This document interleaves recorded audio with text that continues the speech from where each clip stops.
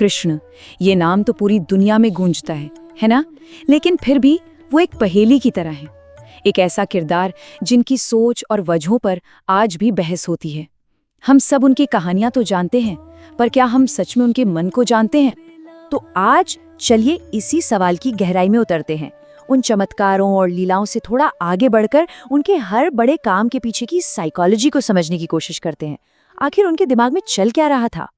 अब देखिए, इस सवाल का एक बहुत ही दिलचस्प जवाब मिलता है लेखक दीप त्रिवेदी की बुक सीरीज मैं कृष्ण हूं में। ये एक ऐसा नजरिया पेश करती है जो पहले कभी नहीं देखा गया।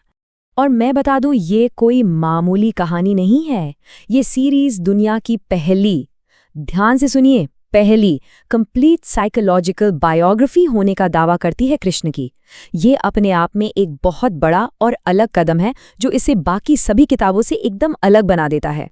और पता है सबसे दिलचस्प बात क्या है? इसका लिखने का तरीका। इसे एक ऑटोबायोग्राफी की तरह लिखा गया है, मानो कृष्ण खुद अपनी कहानी सुना रहे हों।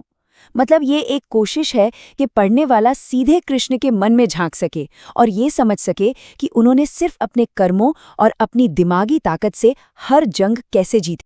तो चलिए अब थोड़ा और डीप डाइव करते हैं और समझते हैं कि इस किताब का ये जो साइकोलॉजिकल अप्रोच है ये आखिर है क्या, और ये हमें मिथकों से मानसिकता तक का सफर कैसे तय कराता है। देखिए, एक तरफ है पारंपरिक कथाएं जो उनके चमत्कारों और लीलाओं पर फोकस करती हैं, और दूसरी तरफ है ये साइकोलॉजिकल बायोग्राफी जो उनकी प्रेरणाओं, उनकी सोच और उनकी स्ट्रैटेजी पर ध्यान देती है। मतलब यहाँ फोकस क्या हुआ पर नहीं बल्कि क्यों हुआ पर है। अब सवाल ये उठता है कि ये जो पूरा एनालिसिस है इसका आधार क्या है? क्या ये बस हवा में की गई बातें हैं? जी नहीं, बिल्कुल नहीं। ये जो साइकोलॉजिकल इंटरप्रिटेशन है ना, ये 15 से भी ज्यादा पुराने ग्रंथों पर की गई जबरदस्त रिसर्च पर टिकी है। इनमें महाभारत, विष्णु पुराण, हरिवंश पुराण और भागवत पुराण जैसे बड़े बड़े ग्रंथ शामिल हैं जो इस एनालिसिस को एक मजबूत आधार देते हैं। तो अब आते हैं सबसे मजेदार हिस्से पर। देखते हैं कि ये नया नजरिया कृष्ण की जिंदगी से जुड़े उन बड़े बड़े सवालों के जवाब कैसे देता है जो सदियों से पूछे जा रहे हैं। ये सवाल तो सदियों से पूछा जा रहा है ना।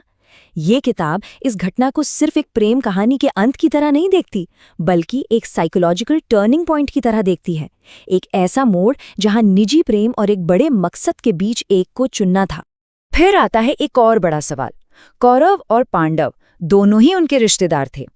तो ये किताब बताती है कि ये फैसला इमोशनल नहीं था, बल्कि ये धर्म, न्याय और आने वाले समय की पॉलिटिक्स की गहरी समझ पर आधारित एक बहुत सोची समझी स्ट्रैटेजी थी। ये तो और भी ज्यादा कॉम्प्लिकेटेड लगता है, नहीं?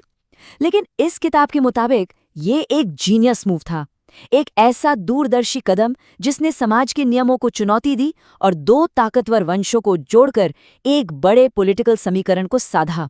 ये एक साइकोलॉजिकल चाल थी। और आखिर में वो प्रसिद्ध घटना, द्रौपदी का चीरहरण। ये किताब इस चमत्कार को एक चमत्कार की तरह नहीं, बल्कि एक साइकोलॉजिकल मास्टर स्ट्रोक के तौर पर देखती है। एक ऐसा दांव जिसने अपमान के एक पल को कौरवों के नैतिक पतन के एक पब्लिक तमाशे में बदल दिया। कि कृष्ण की साइकोलॉजी को समझना असल में खुद को समझना है, और अगर खुद को समझ लिया तो जीत तो पक्की है। तो मुद्दे की बात क्या है? सबसे बड़ा टेकअवे क्या है? यही कि ये सीरीज सिर्फ एक पुरानी कहानी को दोबारा नहीं सुनाती, बल्कि एक मास्टर स्ट्रैटेजिस्ट के दिमाग के अंदर ले जाकर ये दिखाती है कि वो कैसे सोचते थे। और आखिर में ये सब हमें एक बहुत बड़े सवाल पर लाकर खड़ा कर देता है। अगर कृष्ण की रणनीतियों और उनकी मनोवैज्ञानिक सोच को समझा जा सके, तो क्या ये किसी के भी छिपे हुए पोटेंशियल को अनलॉक करने की चाबी हो सकती है? क्या उनके दिमाग का वो ब्लूप्रिंट हमारी अपनी जिंदगी की लड़ाइयों में हमें जीत दिला सकता है?